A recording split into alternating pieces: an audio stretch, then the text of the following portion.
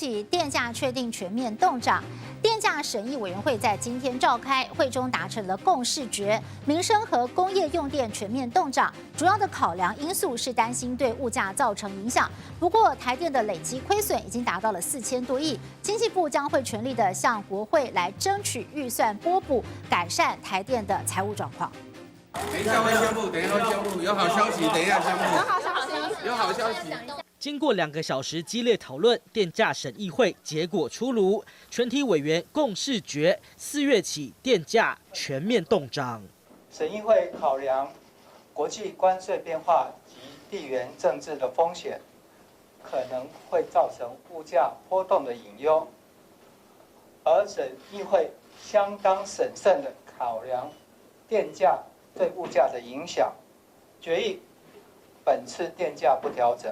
再三喊话要向国会争取预算拨补，因为摊开台电目前的财务状况可说是满江红，累计至去年底已经亏损4229亿，预估今年还会再亏500亿，财务赤字直逼5000亿大关。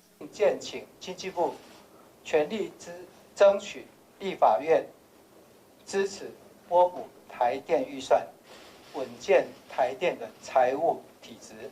正是因为原先编列给台电的1000亿还卡在国会不肯放行，各界预估涨电价的可能性相当高。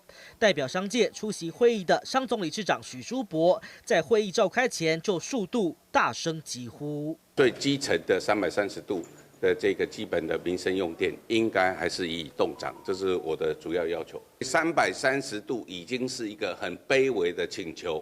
电价审议会最终结果对工商界和一般家庭来说，乍看之下是皆大欢喜，但台电的财政缺口该如何补足，仍充满了未知数。